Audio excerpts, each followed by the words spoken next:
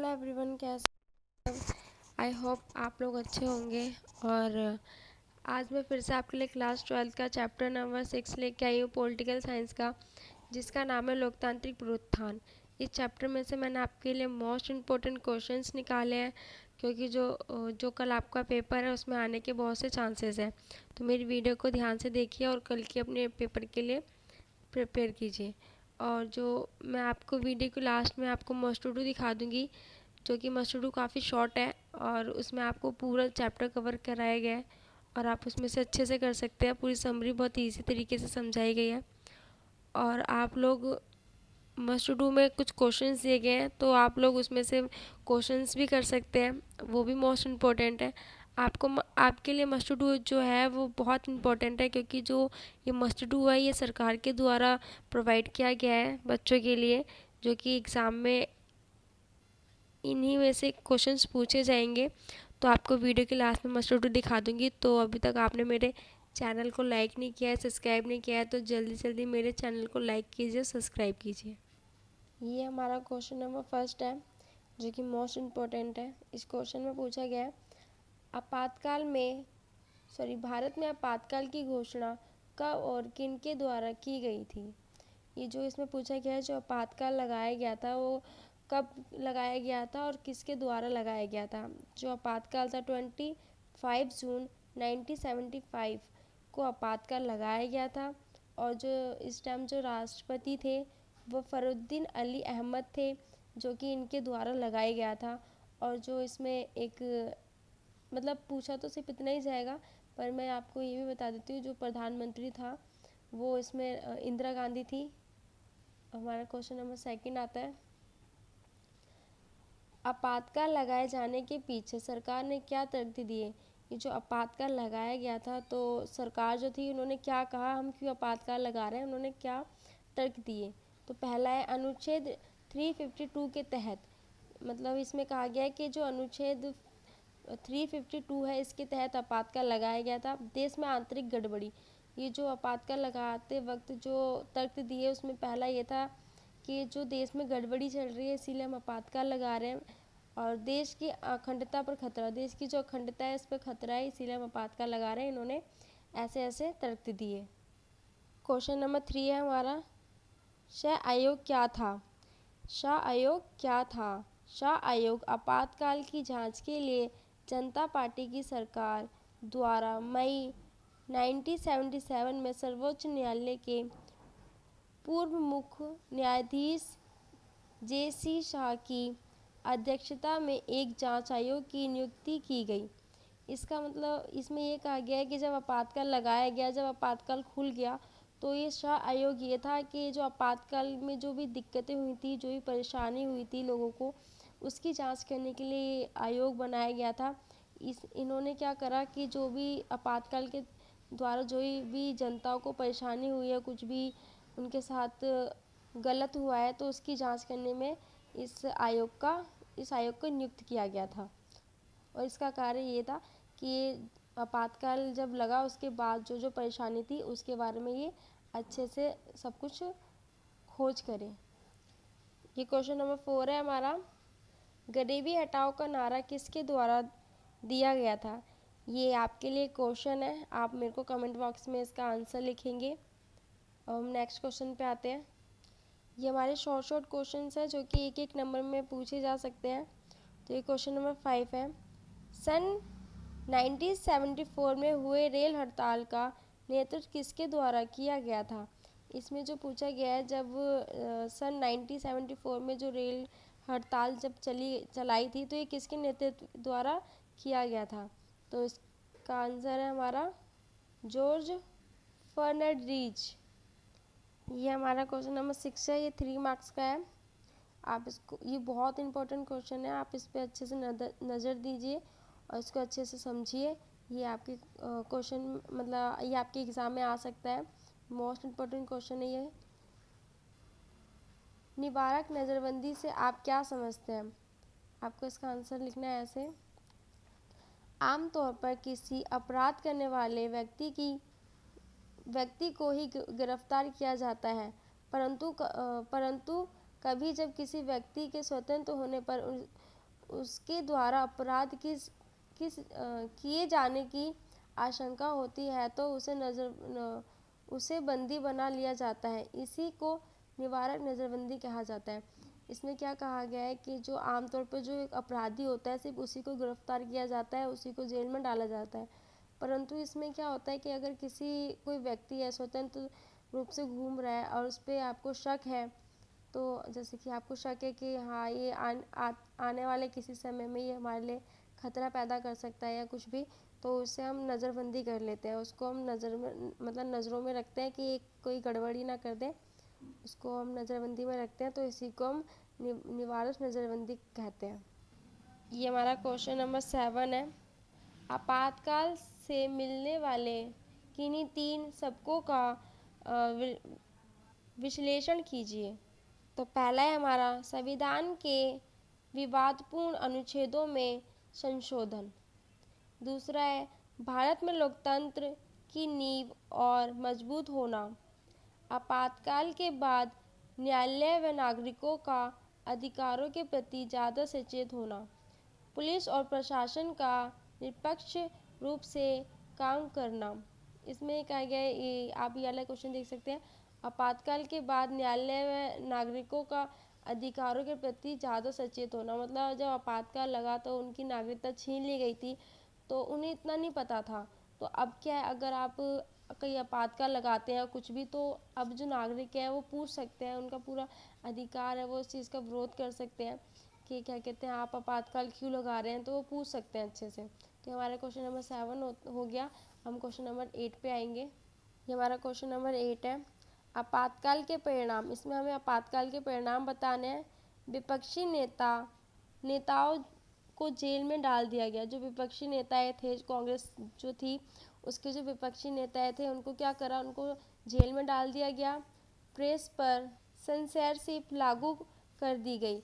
मतलब प्रेस जो थी, जो मीडिया थी, उन पर मतलब प्रतिरोध लगा दिया गया। उन्हें किसी भी न्यूज़ को दिखाने के लिए मना कर दिया गया और कहा गया अगर आप न्यूज़ दिखाना चाहते हैं कुछ भी, तो आप कांग्रेस की या नेता की या सरकार के विरुद्ध कुछ नहीं दिखाओगे। तीसरा है हमारा राष्ट्रीय स्वयंसेवक संघ और जमात ए इस्लामी पर प्रतिबंध लगाए। चौथा है धरना प्रदर्शन और हड़ताल पर रोक।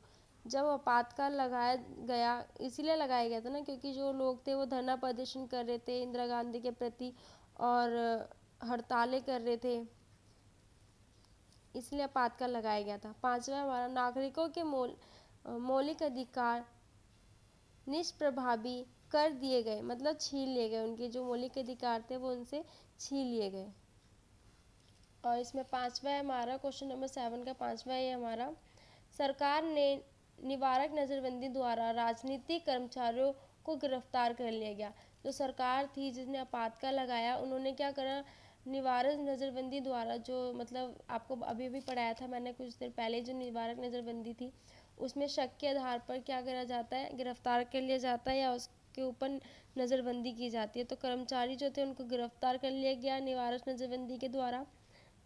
कन्नड़ लेखक विश्व राम तथा हिंदी लेखक फंडी शिवरनाथ रेणु ने आपातकाल के विरोध में अपनी पदवी सरकार को लौटा दी। जो ये थे, इनके पास पदवी थी, जो कि जब मौलिक अधिकार छीन लिए गए और जनता पर अत्याचार किया गया, तो इन्होंने क्या करा कि जो इनकी पदवी थी वो उन्होंने सरकार को वापस लौटा दी। इन्होंने कहा कि हमें इस सरकार के साथ कोई कार्य नहीं करना, तो इन्होंने अपनी पदवी लौटा दी। अब ये हमारा क्वेश्चन नंबर 9 आता है। 1974 के गुजरात तथा बिहार के छात्रों ने किन मुद्दों पर आंदोलन किया। अब जो ये है गुजरात और बिहार में जो छात्र थे उन्होंने क्या आंदोलन छेड़ा था, उन्होंने किस लिए आंदोलन छेड़ा, तो हमें इसके बारे में बताना है। खाद्यान्न की कमी, खाद, तेल तथा अन्य जरूरी वस्तु की बढ़ती कीमत के कारण। जो इस आप भी देख सकते हैं, खाद, तेल, इन सब की जो मतलब जो वस्तुएं थी, जो ज़रूरी वस्तु थी, उनकी कीमतें बढ़ा दी गई थी। इस कारण उन्होंने विरोध किया। बेरोजगारी तथा उच्च पद पर जारी भ्रष्टाचार के कारण विरोध किया। ये हमारा क्वेश्चन नंबर 10 है। संपूर्ण क्रांति का लक्ष्य क्या था? सच्चे लोकतंत्र की स्थापना, हमारा ये लक्ष्य था। संपूर्ण क्रांति का लक्ष्य ये था सच्चे लोकतंत्र की स्थापना। ये आपका 2 मार्क्स में आ सकता है क्वेश्चन, या फिर 1 मार्क्स में आ सकता है। आप देख सकते हैं, शायद ये 1 मार्क्स का ही होगा क्योंकि छोटा है। अब ये हमारा क्वेश्चन नंबर 11 है। आपातकाल लगाए जाने के पीछे किन्हीं कुछ आर्थिक कारणों को बताएं। जो आपातकाल लगाया गया था उनके पीछे क्या कारण थे, आपातकाल क्यों लगाया गया था, तो हमें इसके बारे में बताना है। गरीबी हटाओ का नारा कुछ खास नहीं चल रहा था।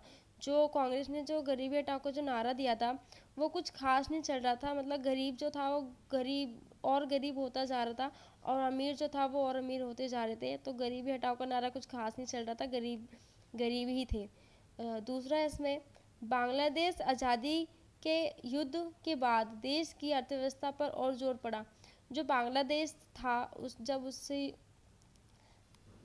जब बांग्लादेश की जब आज़ादी हुई थी, आपको तो पता ही होगा कैसे हुई थी। जो एक पूर्वी पाकिस्तान और पश्चिमी पाकिस्तान जो था, ऐसे करके कुछ पाकिस्तान बटा हुआ था। तो उस जब बांग्लादेश की आज़ादी हुई तो उसके बाद जो युद्ध हुआ हमारा, तो हमारा जो देश की जो अर्थव्यवस्था पर ना काफ़ी जोर पड़ा। काफ़ी जो हमारा देश कमज़ोर हो गया था इस वजह से। अब हमारा है तीसरा, औद्योगिकी विकास की दर कम हो गई। जो औद्योगिकी विकास जो था उसकी दर कम हो गई थी। अमेरिका द्वारा दिए जाने वाले हर प्रकार की सहायता भारत को रोक दी गई। अब जो यहाँ पे जो था हमारा इस जो मोस्ट इम्पोर्टेंट जो क्वेश्चन थे वो यहाँ पे ख़त्म होते हैं। अब मैं आपको मस्ट टू डू दिखा देती हूँ। आप मस्ट टू डू में से अपने और भी क्वेश्चंस को देख सकते हैं और अच्छे से समरी को पढ़ सकते हैं। और हाँ, एक बात और, अगर अभी तक आपने मेरे चैनल को लाइक नहीं किया है, सब्सक्राइब नहीं किया है, तो फटाफट से मेरे चैनल को लाइक कीजिए और सब्सक्राइब कीजिए। जैसा कि आप ये देख सकते हैं, ये आपका मस्ट टू डू है क्लास 12 का सेकंड टर्म का। इसमें आपके लिए हर चैप्टर की समरीज है सेकंड टर्म के चैप्टर्स की। तो आपके लिए अभी मैं चैप्टर नंबर 6 का दिखाती हूँ। ये है आपके मस्ट टू डू में चैप्टर नंबर 6, जो कि काफ़ी शॉर्ट फॉर्म में दिखाया गया है।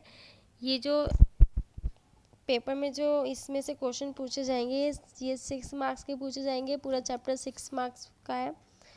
और ये आप देख सकते हैं एक एक चीज़। जयप्रकाश नारायण, जो ये इनकी भूमिका बताई गई है। राम मनोहर लोहिया की भी भूमिका बताई गई है। दीनदयाल की भी बताई गई है। तो आप में सबसे ज़्यादा मोस्ट इम्पोर्टेंट है जयप्रकाश की। तो आप ये देखिए, एकदम अच्छे से मैं आपको क्लियरली सब कुछ दिखा देती हूँ। आप वीडियो को रोक रोक के भी देख सकते हैं। ये देखिए, इन सब की भूमिकाएं लिखी गई है, इन्होंने क्या क्या किया है इन सब के बारे में लिखा गया है।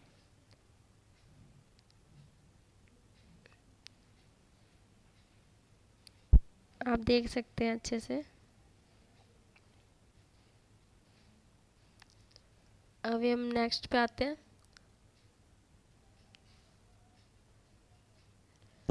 आपातकाल कब लगाया गया, किस अनुच्छेद के द्वारा लगाया गया, कौन प्रधानमंत्री था, सब कुछ है इसके अंदर बताया गया है। गरीबी हटाओ वाला सब कुछ इसमें देख सकते हैं आप। आपातकाल के परिणाम भी लिखे गए हैं, सब देख सकते हैं आप। आपको जूम करके अच्छे से दिखा देती हूँ। मेरे चैनल को लाइक कीजिए, सब्सक्राइब कीजिए, मेरे को भी आगे बढ़ाइए। इसी तरीके से मैं आपके लिए हर चीज़ के क्वेश्चंस को लेते आती रहूँगी, मोस्ट इम्पोर्टेंट क्वेश्चंस को। अब आप देख सकते हैं अच्छे से।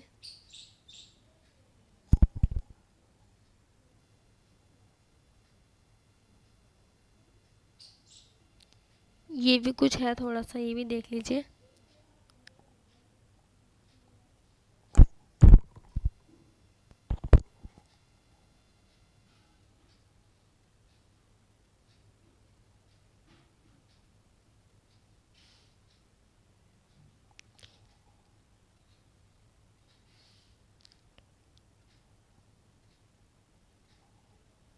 ये हमारे क्वेश्चन आ गए, आप इन क्वेश्चन को भी अच्छे से कर लीजिए। मोस्ट इम्पोर्टेंट क्वेश्चन है, इनमें से एक ना एक क्वेश्चन जरूर आपका आएगा, देख लीजिए अच्छे से।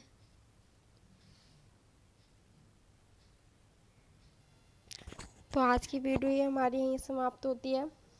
मैं आपके लिए ऐसे ही मोस्ट इम्पोर्टेंट क्वेश्चंस लेते आती रहूँगी हर चैप्टर के।